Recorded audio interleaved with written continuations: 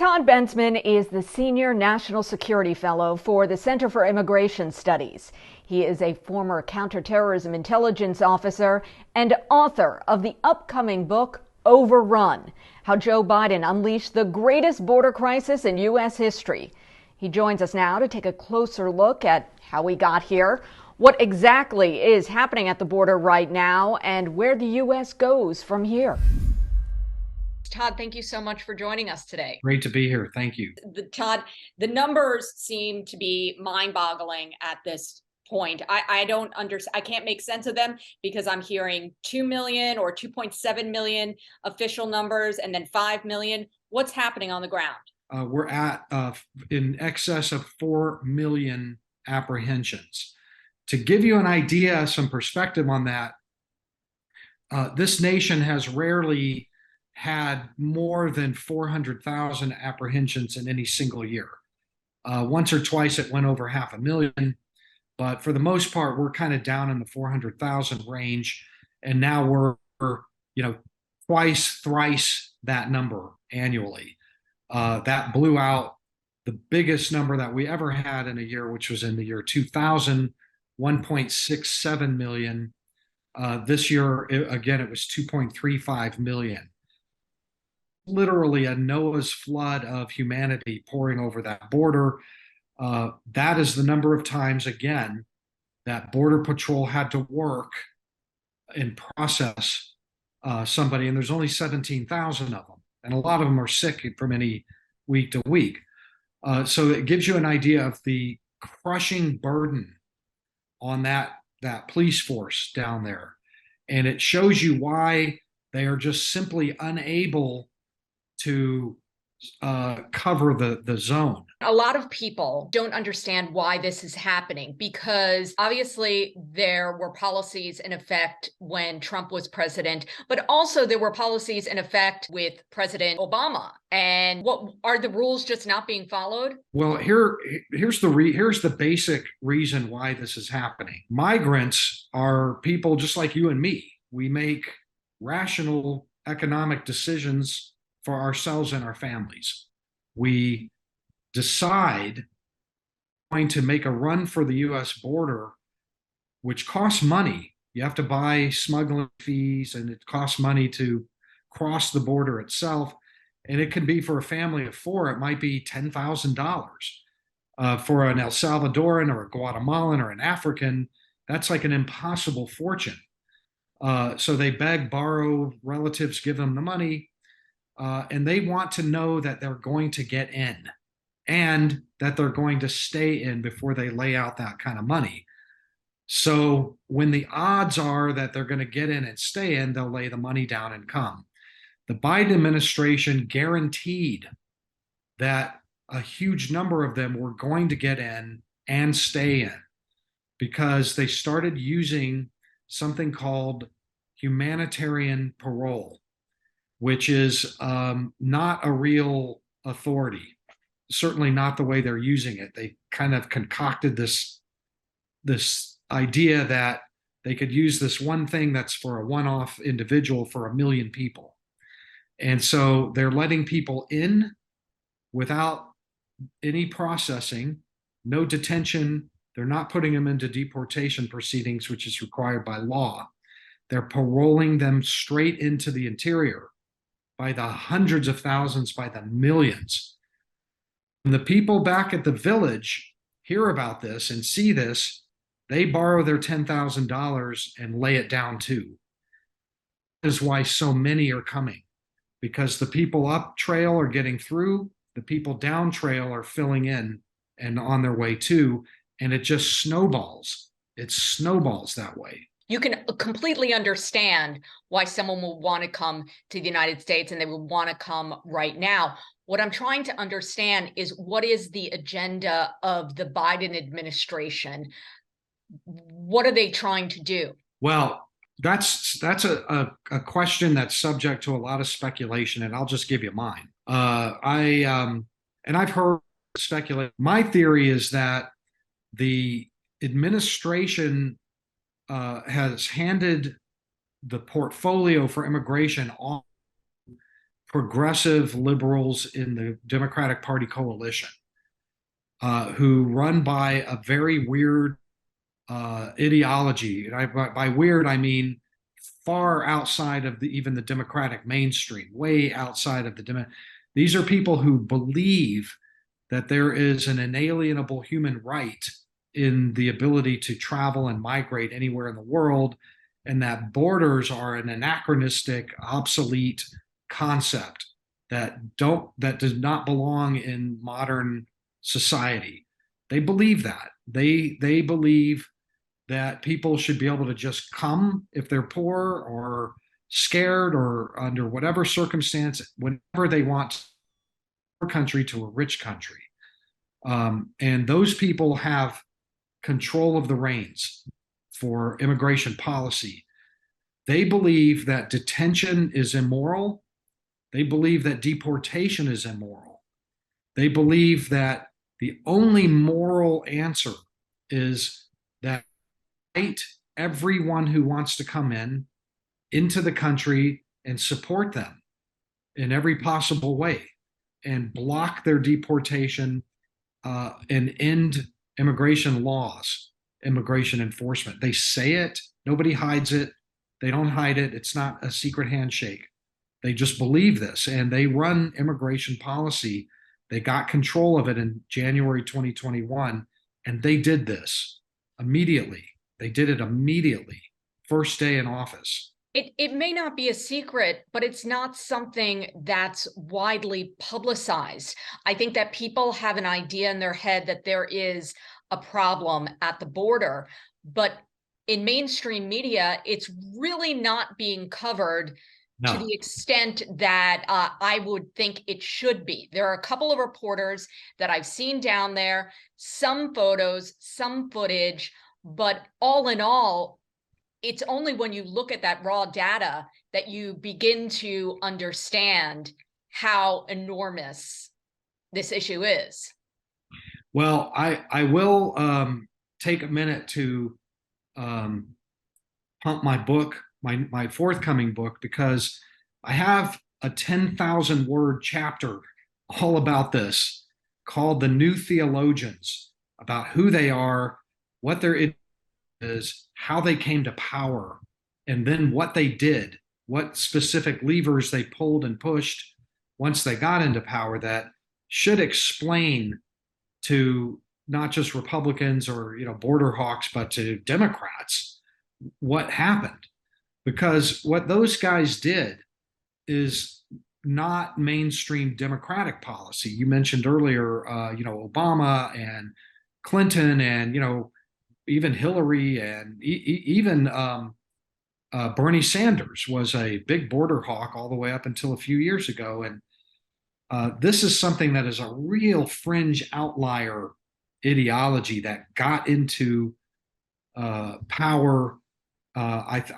I believe it has a lot to do with the riots of 2020. They drove that. People were afraid of them. Politicians were afraid of them. They did form a voting bloc.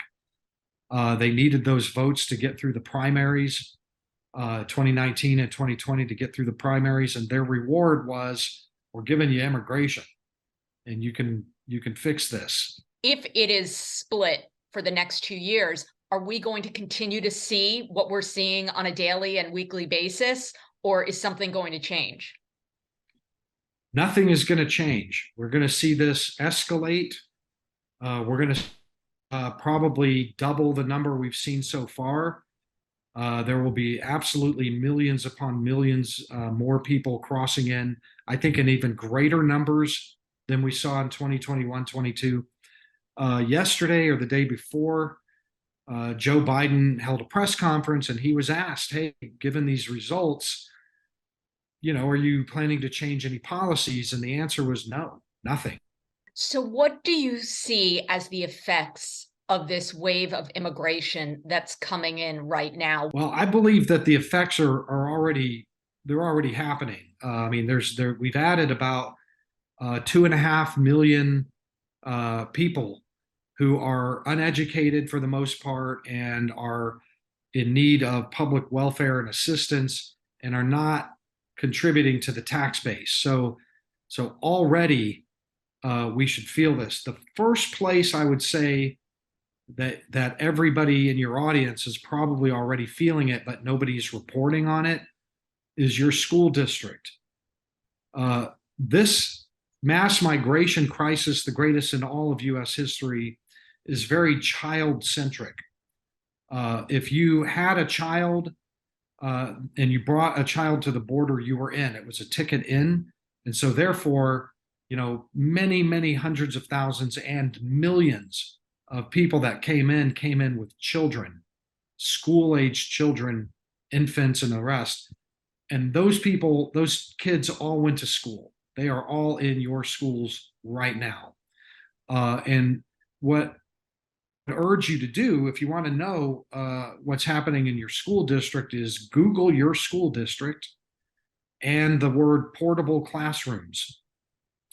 If you see that we are purchasing millions of dollars worth of portable classrooms, there's a pretty good chance that it's to accommodate a sudden increase in migrant children. Your local paper will never say that, though.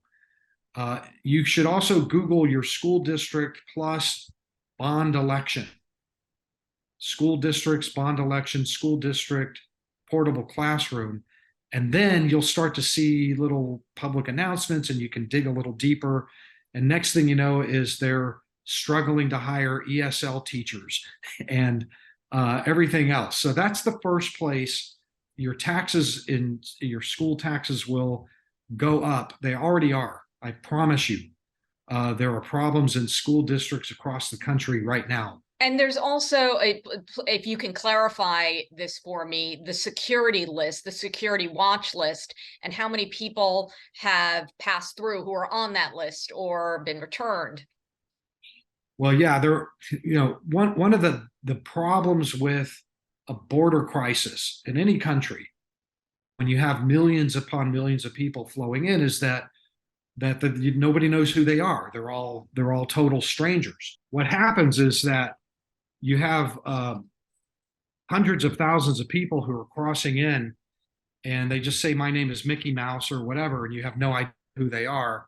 And very often they discard their identifications right on purpose because they're committing asylum fraud.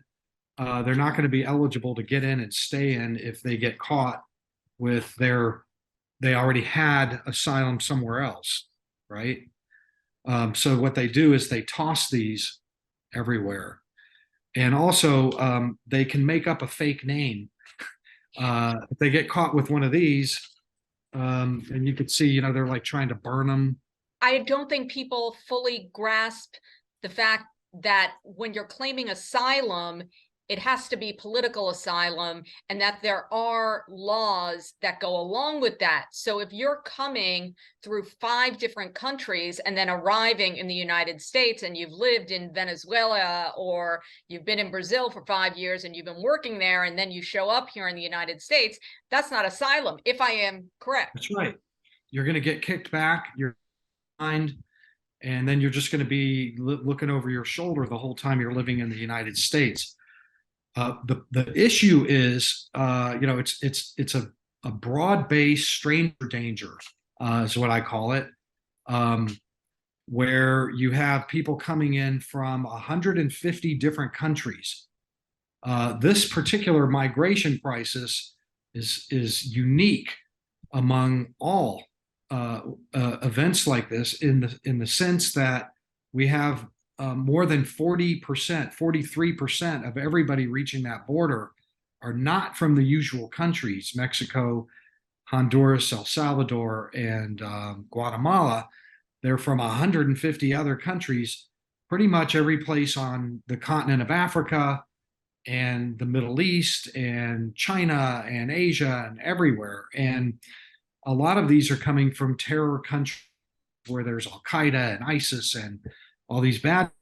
And the result of that is that we've had the largest number of apprehensions of immigrants who are already on the FBI's terrorism watch list in the history of keeping track of this.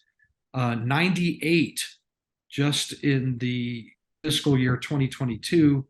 And if you add 2021 in there, it's 114. What are your solutions, or what do you see as any potential solutions to? There's so Yeah. many parts to this issue. Well, What are your solutions? for one thing, my solutions, I don't believe we can get to with a divided con like this, and when things are on a partisan divide. But let's just say we're in fairy tale land, and you could do that. The first thing that has to go, and I mean it has to be gutted, gone, is the U.S. asylum law, rooted in a 1980 Refugee Act. In turn, is required by an international treaty that we signed a long time ago. And I believe that the root of all of this is the asylum law, because all of them are coming for that. It is an off ramp to our normal laws, which is that everybody who crosses that border illegally is detained without exception and exception, and are never released.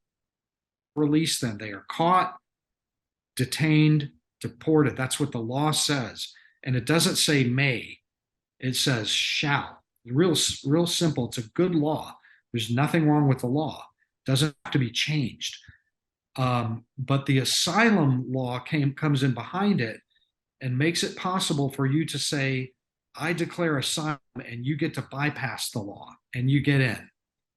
So the asylum law has to be dismantled completely. And I mean gutted, ended totally, and rebuilt in a way that it is designed to address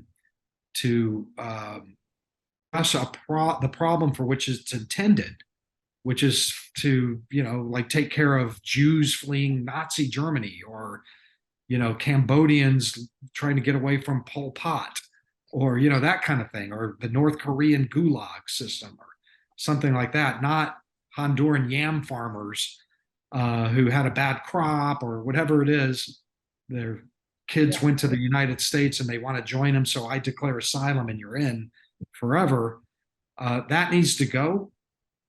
In addition, there are a couple of legal loopholes that also provide a different off ramp for kids, unaccompanied minors, that's being terribly abused. It's at the heart of all of this.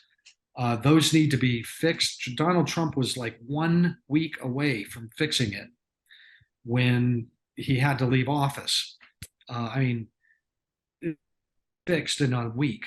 And the Biden government came in and just tossed it all out. The next governments must just simply obey the statutes, follow the law. The laws are good. The system's not really broken. It's ignored. Like, just to finish up, you just returned from the border. What did you learn on your latest trip? Is there anything that shocked you, or did you really understand everything that you needed to know? No, I came back shocked. Actually, what's happening now is administration has secretively gone about creating a new system that they are expanding and putting into place all along the border, horizontally from Tijuana down to Brownsville, which is to take people who would ordinarily cross illegally over the border and process them through the ports of entry, so that they are not having to illegally cross. They have, I want in, and we're having the Mexicans escort over through the bridge. And then in that way, you don't get to see, the American public doesn't see statistics of illegal entry. It's not. They're making it legal entry. And it's a brand new way of making illegal entry legal. And they're pretty much letting anybody in. I got with a group that was, as they were being processed by the Mexicans, put in the van, followed them over there, watched them get dropped off to the Americans. It's all pre-planned and in coordination between the Mexicans and the DHS. And this is incredibly problematic because uh, this new system completely abrogates congressional statutes. There is no, that I can tell, there is no underlying legal authority for them to do this. They literally are just saying, we think we can do this and we're going to just do it. Uh, and it get past, we don't have to worry anymore about, what we're supposed to do with them if they enter, because they didn't illegally enter. We gave them permission. It's called humanitarian parole. This is absolutely unbelievable. And what's unbelievable to me is that nobody is reporting this. Nobody. And you won't see this anywhere. I'm just blown away that the lack of storytelling. It's a story in and of itself to me. Oh, you're right. I mean, maybe that's the next book about how they fell down on this. I mean, really, I was a journalist for 23 years, so I'm from that world. And if I was an immigration reporter, paper or network or something, this story is like the moon landing. Yes. This thing is like the biggest story in U.S. immigration history. This is like if you covered aviation or something, the first intercontinental flight or the first flight around the world or something.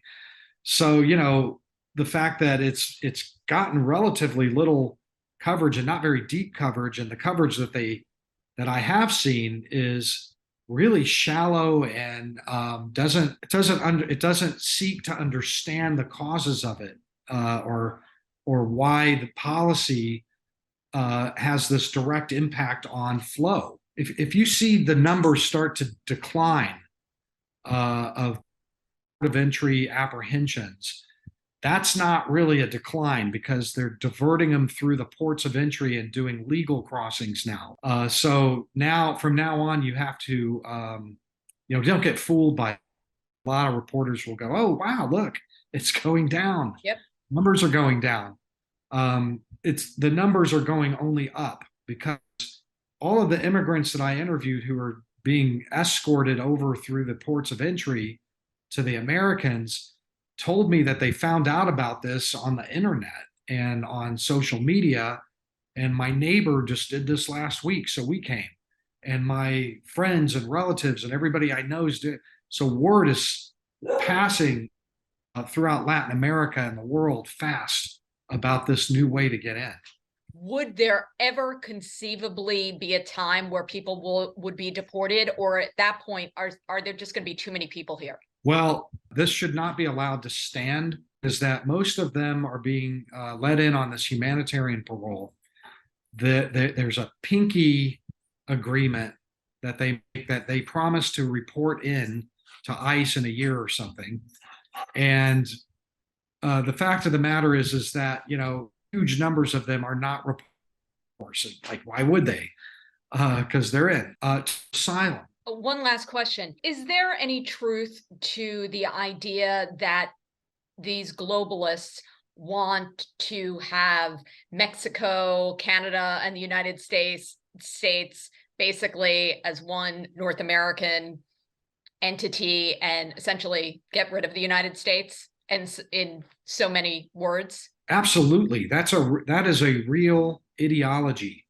It's not just a real ideology, it's an ideology that is in power, that actually has the force of the White House behind it and DHS. Those people who believe those things fill the ranks of the advisor staff at the State Department and at DHS and in the White House itself. Now, they're not unopposed. There are pragmatic Democrats. I read a big piece for Town Hall about this.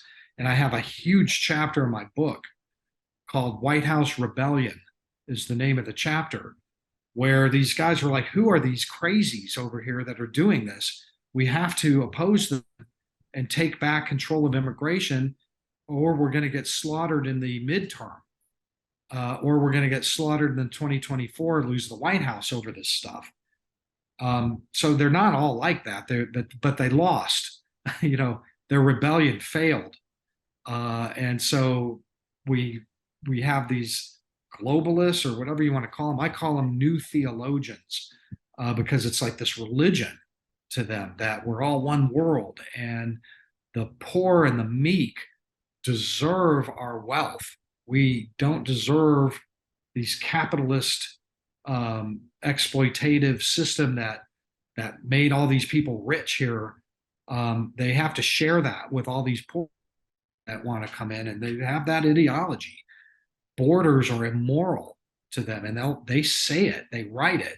They don't say hide it and they write it, but the No. media isn't sharing it. So I don't think people really fully understand that that ideology is trickling down from somewhere, and it's certainly not getting any pushback from the White House and people in Really? Washington, D.C. in general. Yeah. People like, I don't know if they want to destroy America. They certainly want to distribute the wealth to the rest of the world, because in their ideology, which goes back decades, really to the 60s, to the new left of the 60s, but those ideology has survived and taken new forms that include immigration now. And they're running migrant advocacy groups and nonprofits. Those guys are all down there in Mexico, helping them get into this new legal system, helping them get the documents. And they talk about the border as an immorality. Todd, this has been a fascinating conversation. Thank you so much for joining us today. I sincerely appreciate your perspective and all of your knowledge, and I cannot wait for the new book. Thank you. Good to be here.